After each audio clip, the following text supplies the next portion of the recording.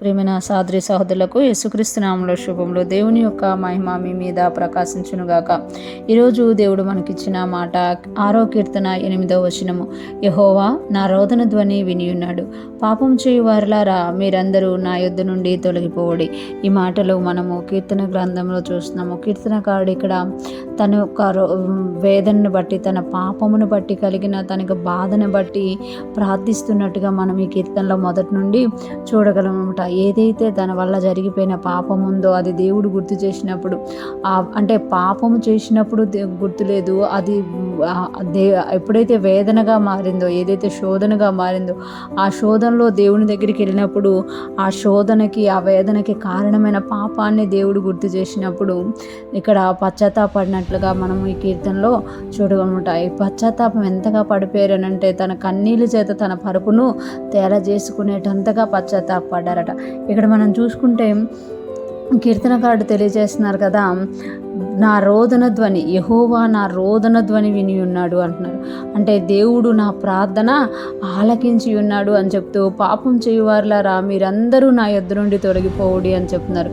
అంటే తన చుట్టూ పాపం చేసేవారు, అంటే కొన్నిసార్లు మనకు తెలియకుండానే మనము పాపం చేసే గుంపులోకి వెళ్ళిపోతుంటాం. అంటే మనము చేస్తున్నామా లేదా తెలియదు, కానీ మన చుట్టూ ఉన్నవారు పాపం చేస్తున్నప్పుడు ఆ ప్రభావం మనలో ఉంటుంది అనమాట. కొన్నిసార్లు మనం చేయడానికి ఛాన్సెస్ దొరుకుతాయి అనమాట. అలాగా వెళ్ళిపోవడం వల్ల ఎప్పుడైతే కీర్తనకారుడు తన వేదనకి కారణమేటో తెలుసుకున్నాడు, అది పాపం చేసేవారు తన చుట్టూ ఉండడం వల్ల, తను పాపం చేయడం వల్ల, ఆ పాపం చేయడం తన వదిలిపెట్టుకోవడమే కాదు, తన చుట్టూ ఉన్న పరిసరాల్లో కూడా ఆ పాపం చేయు వారిని ఏం చేసుకుంటున్నాడు, తొలగించేసుకుంటున్నాడు. తొలగిపోవుడి అని చెప్తున్నాడు. పాపం చేయు వారులారా మీరందరూ నా యొద్ద నుండి తొలగిపోవుడి. తనను తాను శుభ్రం చేసుకోవడమే కాకుండా తన సరౌండింగ్స్లో పాపం చేయడానికి ఏది కారణమో వాటిని కూడా తొలగించుకుంటున్నాడట. అప్పుడు తన ప్రార్థన దేవుడు ఆలకించినట్లు మనం చూడగలమట.